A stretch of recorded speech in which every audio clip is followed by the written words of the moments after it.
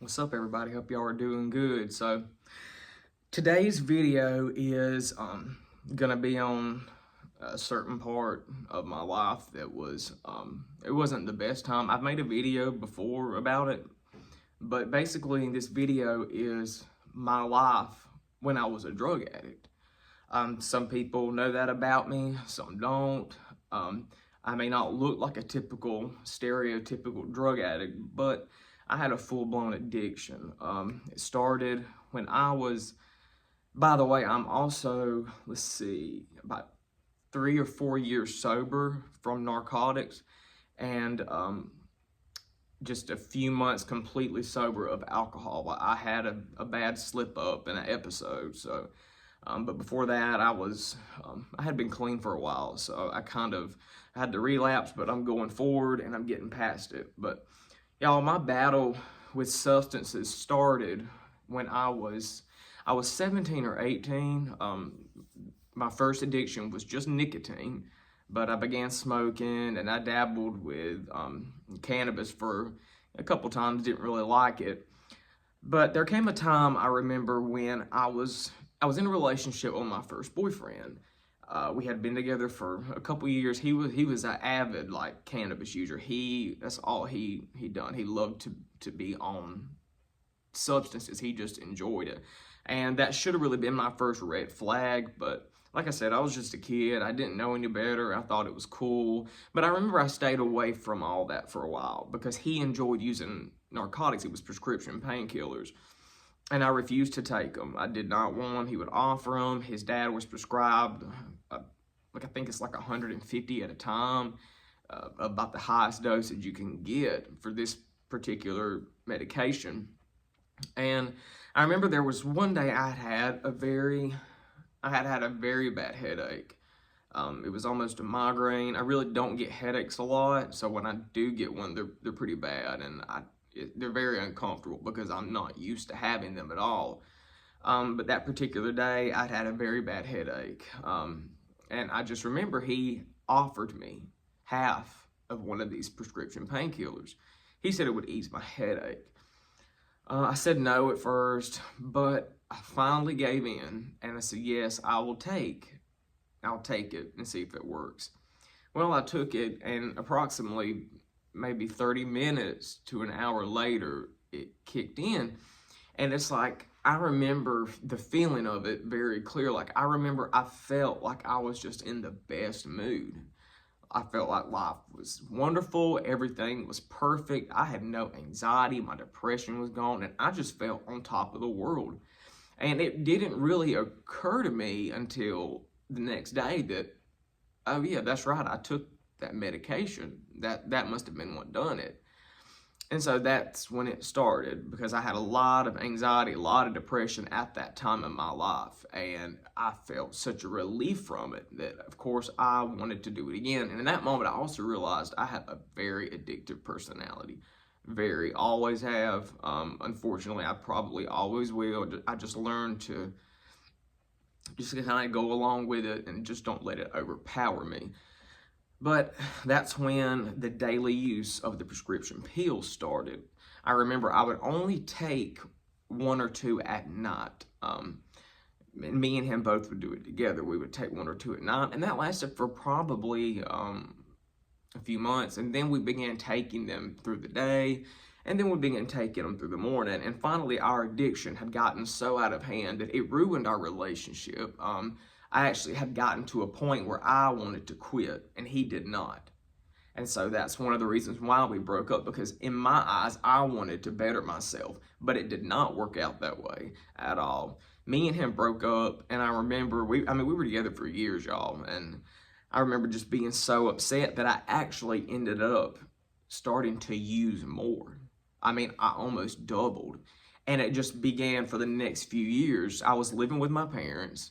I worked a part-time job, but I could not pass a drug test at all. I was actually in college, but I would wake up every morning and take medication just to get up out of the bed.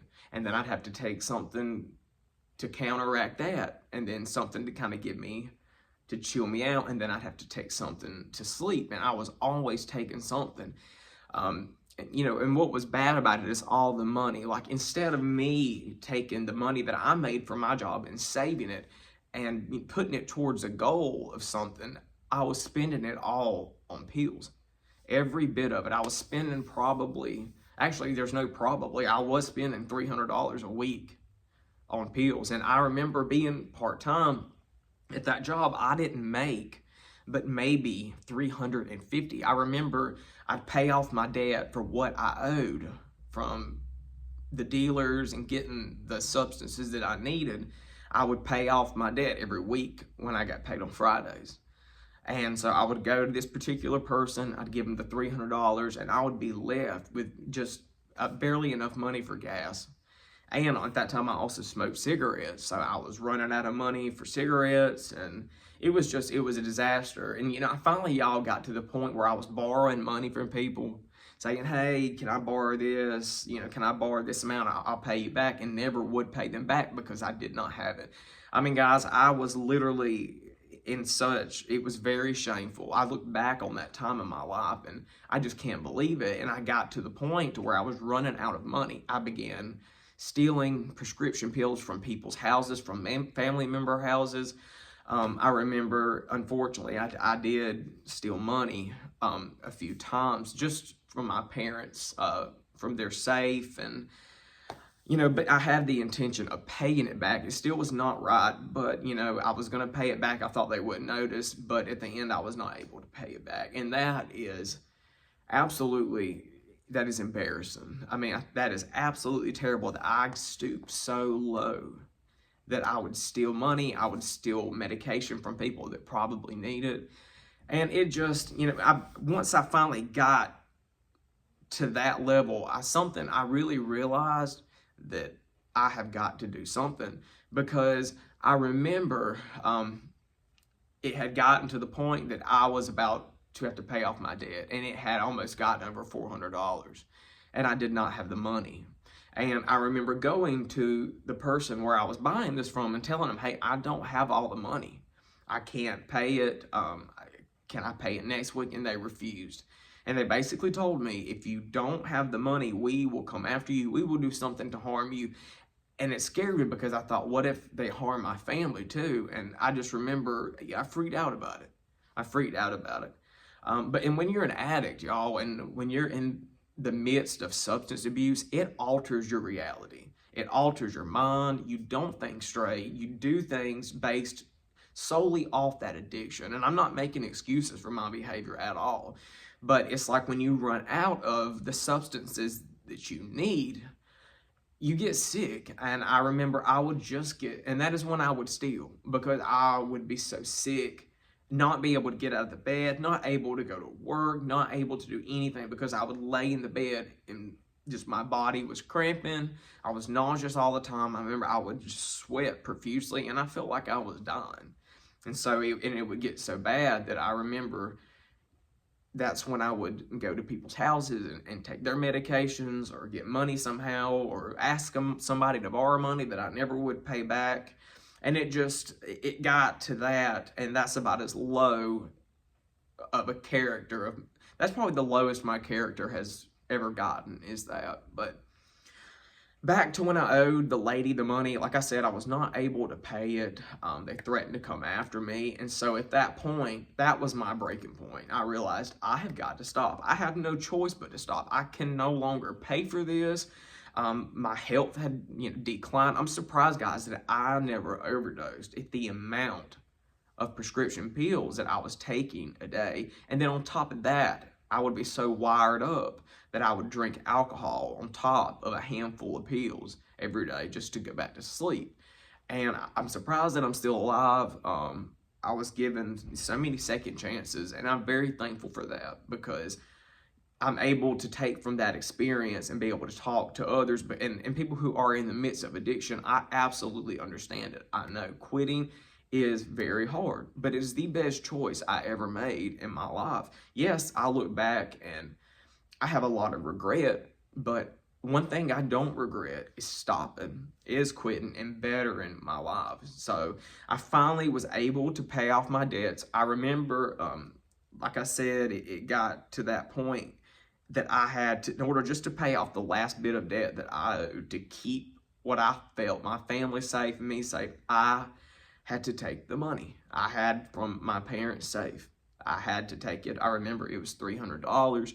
I could not find it anywhere. Time was running out, and I just felt like that's pretty much the only option I have. I didn't want to ask my parents for it because I didn't know what excuse I would need in order to get $300. So I just did it, and I thought, well, I will deal with these consequences later. But right now, I just felt like that's what I had to do, was to do that. And it's very embarrassing. It's not right. But, you know, I'm past it. I'm working on forgiving myself and getting past that. But so I went and paid off my debt. And I remember I came back home, and instead of letting them find out that I took it, I went ahead and told them. And I told them the truth. And to my surprise, they were actually not mad. They were not mad. They were just more thankful that I was finally getting myself clean and getting myself straightened out. And when I finally got off and started to detox, I was going to classes. I was going to meetings for, you know, to kind of help me overcome and be able to get past my addiction problem. So I was going to my classes, I was reading good material, I was filling my life and my mind with a lot of healthy, good stuff. I began to exercise because once I got through the withdrawals, I remember I didn't feel normal mentally for a few months. At this time, y'all, I had been using daily for 5 or 6 years. It took a while for my mind to feel like I was getting back to normal. And even then, I would have days where I felt bad again. And overall, it took me a good solid year to feel normal, like on a day-to-day basis. But I remember the physical withdrawals when I was coming off of all these substances. I remember I would sweat, my body would hurt, I would be so nauseous that I couldn't even drink water because it disgusted me. And I remember my nose was constantly running, and I would get these zaps through my head that felt like they would knock me off my feet almost. I don't know. I know people call them brain zaps, and that's probably the only way to describe it. But after about a week, the worst of the physical withdrawals finally ended, and that's when I really changed my life and who I was as a person. I began to repair everything I had broken because of my addiction, my relationship with other people. I began to pay people back that I had taken from, and I began to confess to others. If I stole medication from them, I told them what I did, and I apologized, and I tried my best to make everything right. But the hardest part of it all, y'all, was I was forgiven by everybody that I had come clean with about it, everybody. But the hardest part was forgiving myself. And a lot of this still bothers me. To this day, it bothers me. But at the same time, that was a crucial turning point in my life. And I learned such a valuable but hard lesson about being caught up in substance abuse like that. And honestly, I kind of regret it happened, but at the same time, I am thankful that I went through that because I'm able to talk to others and to help people. People die every single day from overdoses. They die all the time. There's probably thousands and thousands of people across the world that die every day from some kind of substance abuse. And I'm so glad that I was given another chance at life, and that didn't happen to me, and that I can spend the rest of my life helping those who were in the same boat as I was. Because it's not easy. It's a very rocky road to be on, and it can be very dangerous. So if any of you guys, are dealing with anything like that, I literally wish you the best of luck. Please reach out, keep yourself safe, and just know that if you come to a point in your life where you want to be clean and you want to get past it, you will do it. And you have the courage, you have the ability to do it.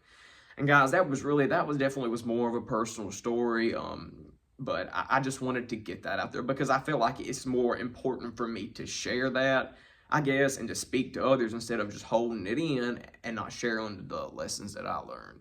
But thank you guys for stopping by. I'll have a video out in a few days or so. So like the video and subscribe, and I'll see you soon. Bye.